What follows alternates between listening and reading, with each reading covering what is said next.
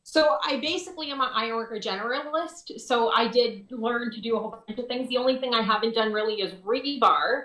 I haven't done a lot of structural. I've been on a couple structural projects, and it's awesome. I have an adrenaline junkie in me, and so being up high on the steel, yes, I'm nervous. I think it would be crazy not to be nervous when you're up a couple 100 feet in the air with a string attached to you, but it's safe. But it makes me nervous, but I get over it really quickly, and I love that aspect of the job. But I have done so many cool jobs. I got to work out west for a while, building gas and oil plants, building mods in a yard. I also got to work for Hydro One, climbing transmission towers. That was an incredible job. I got to work for a heavy lifting and equipment moving company, and all I had to do was work with hydraulic jacks and SPMT trailers, so the self-propelled modular trailers. I got to do a lot of cribbing and blocking, but I think my favorite part, I love welding too, but I think my favorite part of the trade is I love rigging. I love when the chain falls and the come-alongs and having to get, this product or this piece of material from this end of a mill to this end of a mill and have to go through all these obstacles. To me, that is, I love that. And I love the chain falls and the workout it gives you. I think that's my favorite. And it's so critical when you're on a good team, working, like I do a lot of mine work here in Saskatchewan. Having good riggers coming out on the team with the ironworkers. So I've never been a part of the ironworkers as a paid member, but I've worked on permit with the ironworkers many times. As a welder, I go out as a welder mainly for my stainless steel tickets, which here in Saskatchewan is a big deal with potash, right? So yes. I'm the welder waiting for the ironworkers to bring beams in and stuff in and the setups. And I'm looking at some of these shops or these mines, and I'm like, how the heck are they going to get that from over there to over here through all these things and then up against that top beam and lined up? And I just, and I help them because obviously I'm their work. And so they tell me what to do, and I don't care. I'll do whatever you tell me. And it's funny because I'll like, here, tie this onto here, and I'll tie it. And they're like, not like that. What do you like? That's not how you tie that. It's, well, then show, like, I'm awesome. Like, I want to learn, like I want to see how this goes. But I also, years ago, was on a site where load let go from improper rigging, and a person lost their life. And it was super scary. And, it really, really makes you stop and think like, geez, these people with the ironworkers are moving tonnage. It's tonnage of material. And a moment of inattention can cause a life. And that, as an ironworker yourself, I'm sure you've seen hundreds of dangerous situations where you just have to think it through and do the right thing and get through it, right? Absolutely. They do say ironworking is one of the top 10 dangerous jobs in the world. I believe a lot of jobs are. And we do it so differently now. It's not all, it's not all back and muscle. It's a lot of, thought, brains, mechanical advantages. But I remember I was still an apprentice, and I was walking into the steel mill, and I remember my partner was with me, and he was this like veteran iron worker. And as I walked into the mill, he like stepped in front of me, and he stopped me, and he said, and this was very early on in my apprenticeship, and he stopped me and he said, Jamie, he says, you didn't even look both ways, and you just walked right into the mill. And he says, if you want to be in this trade, I recommend that you develop your spider senses. He said, you always have to be aware of what's going on, because there's always things moving. And it's not just the ironworkers on the job site. You have all the multiple trades, and we're all building together, and we're all building on top of each other. And I've seen a lot of times where people have dropped something from up high or something. And so he was like, he reminded me very early that I had to be careful and watch everything. And so I have tried to practice that religiously since then, because you want to make it home at the end of the day. Oh, for sure. And vertical builds, like, it's very easy to forget what's above you. You know what I mean? And that's I've been working away, and all of a sudden, bam, something comes flying from above you, and you're like, and it's not like anyone's really being that inattentive, but I mean, a wrench can fall out of a pocket. Like, things can happen that are just, you just don't plan for it, right? Oh, absolutely. And I know, like, I remember as an apprentice, I was leaning over something, and my bolt bag was full of bolts and nuts and a little wrench and all kinds of stuff, and it got hooked on something. And I was up about 120 feet up on the blast furnace. And when it knocked over my bag, all the little washers and nuts and bolts and everything were like ting, ting, ting, ting through all the grading and stairs all the way down. And I can hear people like yelling below, what's going on? And, wondering what the heck's tinging off their hard hats. And I felt super bad, but it can happen. That's scary. It's scary. Yeah, it is. So that takes us now, you got your journey person. I'm thinking you're probably late 20s, early 30s at this point. Yep, absolutely. Yeah, I think I was in late 20s by the time I got my journeyman ticket. And then from that point on, I just kept working in the trade. But it wasn't until 2000, and we're trying to figure out if it was 2006, 2008. I'm pretty sure it was somewhere between those years that I ended up getting a call about becoming an advocate for the trades. And then that's when I started to do a lot of advocacy with volunteer programs like Skills Ontario to promote the trades. As I was working in it and learning more about it, I was able to talk more about it at these mentorship events that I would attend on occasion. Yeah. So who reached out to you? Was it like a women in trades program or a college or? No, it was Skills Ontario, and I do not know how they found me because at the time I am technologically challenged. I was probably one of the latest people to get a computer, and I had just literally got this email address, and I get this message, boom, from Skills Ontario saying, hey, we heard that you're a female iron worker, and there's not very many of you, and we have this mentorship event going on. Can you come and attend and sit at a table and talk to some young women about your experience in the trades? And I was like, ugh. I was a little nervous about it, but I thought, yeah, I think I could do that. And you probably don't look at yourself in that light, but what happens is that other people see you in that light. And I mean, that's how I ended up on doing this with you in this podcast. My life has just been get up and go to work and hammer steel and stuff like that. And then all of a sudden people were like, well, why don't you get out there? You like to talk. And it's like, well, I guess I do like to talk. Okay. And then you slide down these roads and you end up going down a path you had no idea you were ever going to be on in a million years. Well, exactly. Like I always talk about all the different opportunities that trades can present in your life, but who thought professional speaking would be one of them? Like this was the last thing I expected. Yeah. I mean, I always loved drama class and I was also a talker. Everybody always said I talked. I have ADHD, so I can like literally never shut up. I bet if they did a test for welders across Canada, I bet we're like 99% on the ADHD scale.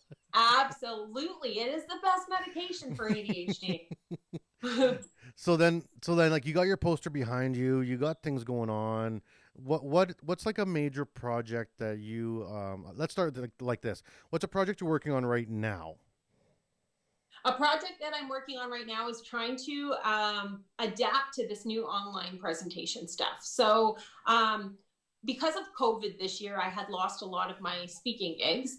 And then I was supposed to go work at the Bruce nuclear plant for the summer. And that ended up being on hold and postponed, and all kinds of issues came out of that as well.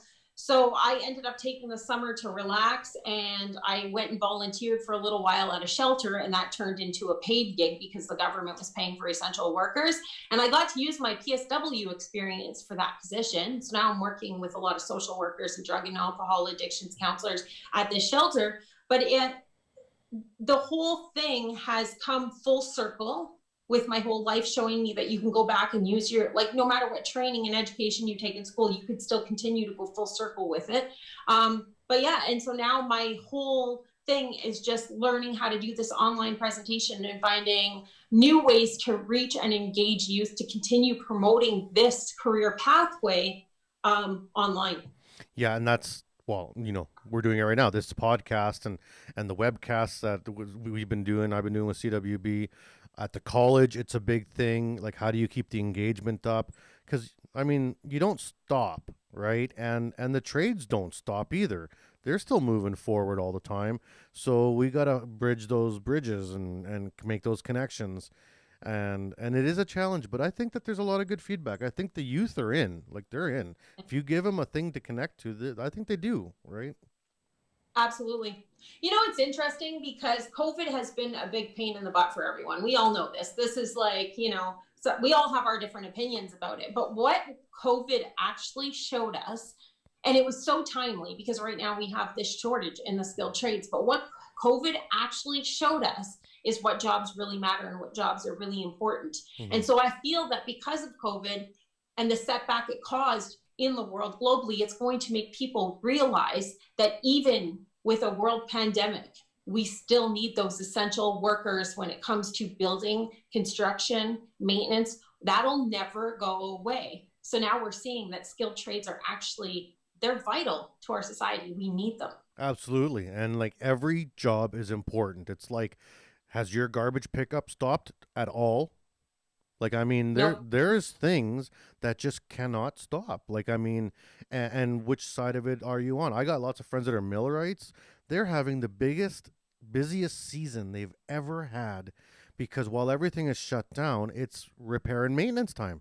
All these companies, large companies that have not had time to slow down and do maintenance work, now have that time. And so the millwrights are going crazy, you know, and it is what it is. And that's awesome, right? Absolutely. So I do hope that people recognize that. I know that there's been people throughout this pandemic that have had issues with their plumbing or electrical at home, and they couldn't get anyone to come out to their house to do it because there was no one available, not enough people in skilled trades. And the people that were in skilled trades had so many demands that they couldn't meet the demands for people who needed repairs and maintenance and, you know, just little fixes here and there. Yeah, and a lot of people retired too. I think a lot of people that were on the cusp of retirement, COVID for them was like, okay, this is a good time to pull the pin now, you know, like I'm out. Absolutely. Yep. All right, so that was what you're working on now. Now, the next question is, out of the things you've done in terms of this new roles that you're in, which one would you be, or which project would you be perhaps the proudest of, that you feel that you are really happy with it as a project that you worked on? That's a hard one. Are you talking about on the construction side or the speaking side? Maybe both, maybe one of each. Okay, so a couple of years ago, I will tell you that I got an opportunity to climb towers with Hydro One for the summer. I was so excited when I got the call. And although it was a dirty job because we were climbing up these transmission towers every day and we just had to paint, it wasn't like a very, like you weren't burning or welding or getting dirty that way, but we had to climb these towers for Hydro One and do this painting. And I will tell you that it was such a challenging but amazing job. I loved it. I got to work with the power line technicians and we got to climb these towers every day. And although we were just painting them, I was in the best physical condition of my life because of a job. So if I could ever go back in time and pick other jobs now, I think I might consider power line tech too. It was pretty awesome, epic job, and I learned so much. Well, I've watched videos of power line technicians and welders and erectors in the structural builds and the helicopters coming in to put the top towers on and stuff like that. That is insane, and it looks so fun. Like I'm not scared of heights, but like you said, being scared of heights and being cautious of heights are two different things. You still have to be very, very aware up in those heights. Oh, yes. And once you get over 100 feet, there's no such thing as solid ground, right? Everything is swaying and moving all the time. Because I've been up pretty high a few times, and like it's a creepy feeling where the world, you're kind of like on a boat. You're like feel like you're kind of floating all the time. And those tower builds are nuts. And so you got to do that. That's crazy. Well, we had to paint them. So what happens is after so many years, those towers start to rust, and it's a lot more expensive to replace them than to just, they have a special type of painting that will preserve them for another 25 years. Mm-hmm. And so we got to do that. And I loved it. Like I would have kept doing it forever if the job didn't have to come to an end. Yeah. Awesome. Okay, now that's on the build side. Now on the speaking promotional side. Okay, so here's the greatest thing about it. So as I built up, I started as a mentor sitting at a table, and one day a panelist didn't show up and they asked me to fill in on the panel, and then people heard my story on the panel and started asking me to do keynotes. And I was like, my heart was in it kind of, but not really. I was like, this is just something to do. I love to talk. But it wasn't until I guess I was about almost 2 years in doing speaking at different schools here, there, and everywhere, that I was at this conference I was at the Skills Ontario competition, and there was like thousands of kids going through this competition, when all of a sudden, as I'm walking, this guy literally stops me and says, "Is your name Jamie?" And I said, "Yes." He says, "You came to our school, and the only reason we are at this competition here today is because you inspired one young girl that was about to get kicked out of school, and we had no hope for this girl, but you inspired her so much that the day you left the school, she went to the weld shop, signed up, and has spent every single minute learning how to weld, because she wants to now take a welding program because of you." And in that moment, it changed everything that I thought about speaking. Now it was no longer about just going out and educating people. Now I was actually changing lives. Mm-hmm. So my biggest accomplishment, or the biggest thing that I find the best success that's come out of Kickass Careers, is that a lot of the ambassadors that are part of my program are people that I met in school, and something in my message changed their course and their path. And now these young people are on a path to skilled trades, whether they're co-op students, apprentices, just students in school, or starting their apprenticeships, or already a long way into their apprenticeships, because I had an influence in their life to make that happen. And that is the most rewarding thing. And I've taken them on the team because I said, now it's your turn to pay it forward. Yeah, and that's awesome that you're doing that, and inspiring people, young and old, is it's not something you can fake. You know what I mean?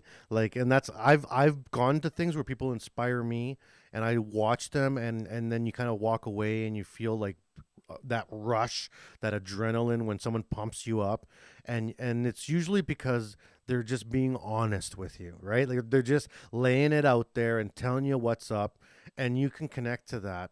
And I think that people like yourself, that's what you do. You get out there and you're just laying it out, and you're not trying to sugarcoat it, and it may not be great all the time, but the message is strong, and it's something that you can attach to, you know?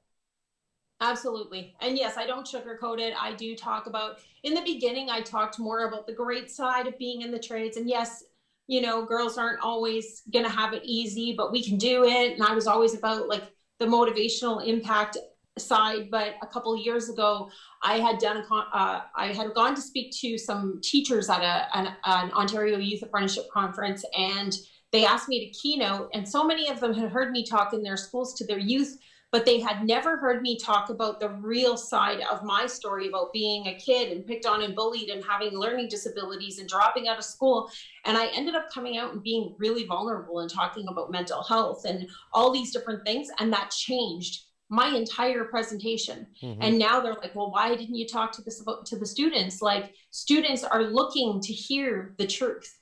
And that has completely transformed my presentations, talking about my truth and telling them, you know, like, you probably, maybe you're not cut out to sit at a classroom desk and be a lawyer and a doctor or have those degrees. But if you like working with your hands, this is a career that can literally change the course of your life. And in my case, it saved my life. So it might save yours too. Yeah. Well, my timer went off. We're almost at 40 minutes here. So that was awesome, Jamie. We're going to have to cut it short, but I feel like this requires a follow-up. I may have to do another interview with you a couple weeks or months down the road here. I hope you had fun. Sure. Absolutely. Well, it was great to meet you. If you guys have any questions, it's Kickass Careers, right? Absolutely, yeah. Kickasscareers.org. .org, okay. And we're going to be sharing all the info on Instagram. We're going to be sharing it on Spotify and on YouTube. So everything is going to head up there. All the hashtags are going to be up and running. So if anyone has questions for myself, CWB, or Jamie, just hit us up and we can help you out or do what we can. And man, that was a lot of fun, Jamie. So thank you very much. Thank you. All right, Thanks. and you take care. You too. We hope you enjoyed the show.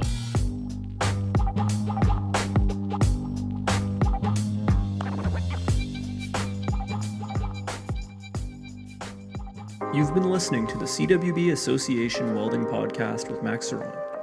If you enjoyed what you heard today, rate our podcast and visit us at CWBAssociation.org to learn more. Feel free to contact us if you have any questions or suggestions on what you'd like to learn about in the future. Produced by the CWB Group and presented by Max Ceron. This podcast serves to educate and connect the welding community. Please subscribe, and thank you for listening.